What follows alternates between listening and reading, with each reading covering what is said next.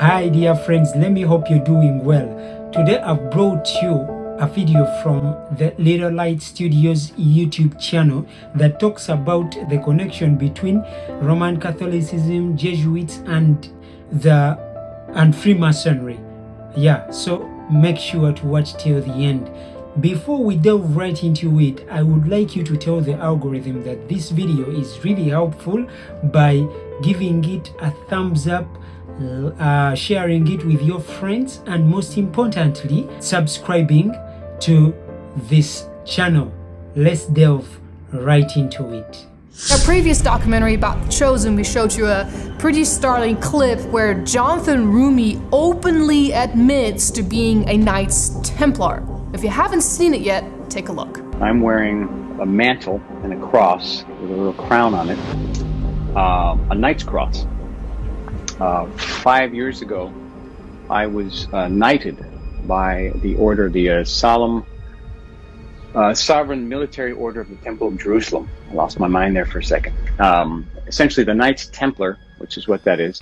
If you don't know who the Knights Templar is, look at the structure of Freemasonry. The Knights Templar is literally the top step. It is on par with a 33rd degree Freemason. In fact, you can't get any higher, well, at least any higher than they tell us you can get, than a 33rd degree Freemason or a Knights Templar. On his Instagram, which was dated in 2020, it says, "It was an epic inaugural event, and on behalf of my fellow Templar brothers and sisters, we are so grateful to have been a part of it." The guy who is stamping Jesus in everybody's mind is literally on par with a 33rd degree Freemason. Now here's where things get even more concerning.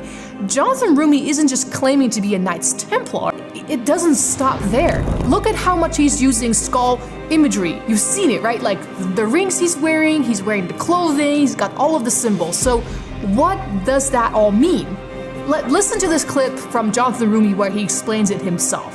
Comes from a very deeply felt Catholic Christian tradition about mortality and the need to recognize our mortality and to cultivate a deeper sense of holiness in our lives today, because tomorrow is not guaranteed.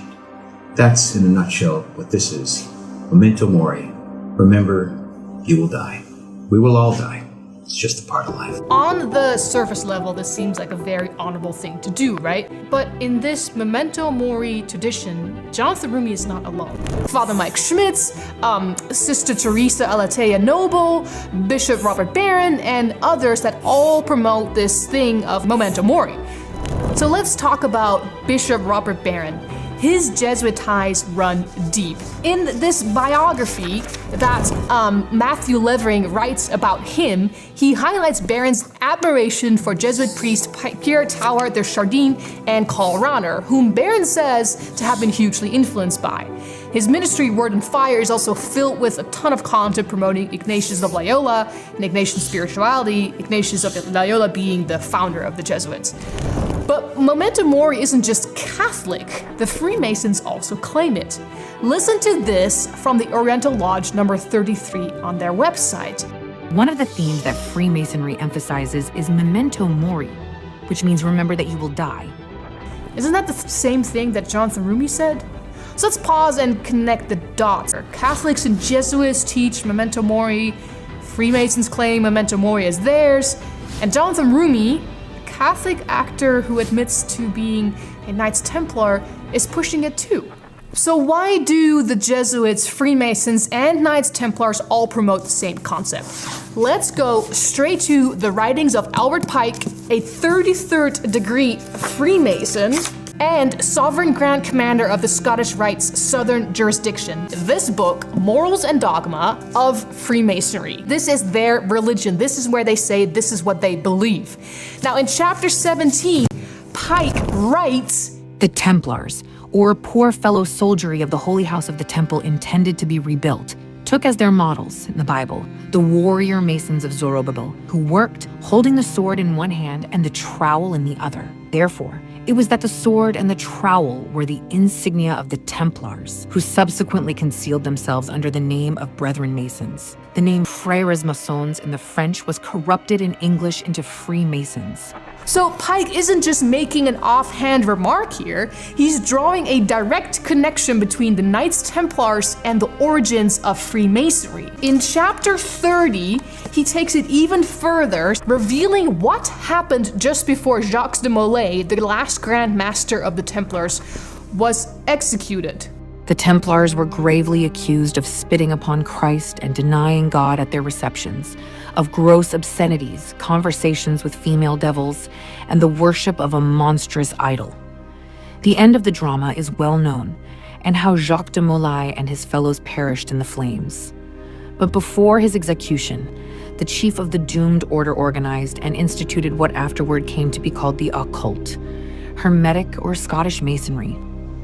In the gloom of his prison, the Grand Master created 4 metropolitan lodges, at Naples for the east, at Edinburgh for the west, at Stockholm for the north, and at Paris for the south. The initials of his name, JBM, found in the same order in the first 3 degrees, are but one of the many internal and cogent proofs that such was the origin of modern Freemasonry. I've also got a Masonic Bible here. When you open it up, you can see the Knights Templar and their symbol.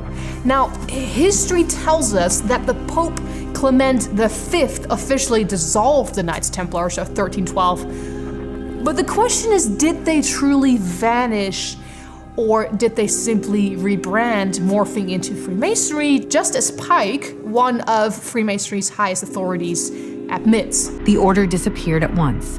Its estates and wealth were confiscated, and it seemed to have ceased to exist. Nevertheless, it lived, under other names and governed by unknown chiefs, revealing itself only to those who, in passing through a series of degrees, had proven themselves worthy to be entrusted with the dangerous secret. So Albert Pike, a 33rd degree Freemason, admits that the Templars eventually became the Freemasons. But who really controls the Freemasons? In the book Freemasons Magazine and Masonic Mirror Volume 4, this is from the 1800s, a Masonic publication, it says, "The brothers and fellows of the Freemasons are the scholastici and coadjutores spirituales of the Jesuits. For the temporal or secular Jesuits are not yet members of the order. They are not to do their own proper will, for the order of the Jesuits requires absolute obedience, and the secular Jesuits do not yet know that Freemasonry is under the direction of the order.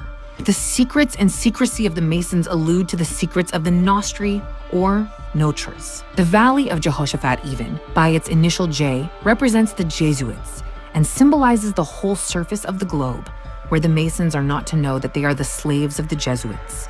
By the way, they certainly do not know it. The word mosaic, relating to pavement, we are told is written in italics to symbolize the artifice of Moses, who knew how to blind the people of Israel to make them his partisans. The blazing star is the sun, the emblem of the order, the symbol of omnipotence. The Master Mason represents the chief of the Notres, or Nostri, and refers to the general. The 4 principles, the 4 vows of the initiated Jesuits. So what this Masonic publication is saying is that the Masons fall directly under the Jesuits, but that only on the absolute highest levels the Masons are aware of this. Now, in his famous Total Onslaught series, Dr. Walter Veith shows some pictures of him visiting a shrine. Pay attention to the similar symbology between the Masons and the Templars. I'm taking you to this beautiful palace. Where do you think it is? It's in Jerusalem, and it's Notre Dame Vatican. And this is where the Pope has his representation in Jerusalem. It's a palace for a king. There's the Vatican flag flying outside, and here is the Knights Palace, the Latin Patriarch. This is where the Knights Templars originally had a site. If you go inside, there's this interesting altar. And as you look at the altar, you'll see certain figures over here. This one over here is very interesting. Let me get it a little bit closer. And what do you see? The double-headed eagle, which is also the symbol that is used in Freemasonry. So there it is on the altar of the Knights And what is there on this side? Two swords held like a compass. Fascinating. So there are many, many Masonic figures in here. The tail feathers and the feathers of the eagle, very reminiscent of what you have, for example, on the back of the dollar, and all those other interesting symbols of the circle with the triangle and the sun around it. The inheritor of the Templar are the Jesuits. Now the Jesuits, of course, are the ones who behind the scenes control many things. Even Helena Blavatsky, a highly influential occultist and worshipper of Satan, connects the Jesuits to the Knights Templars.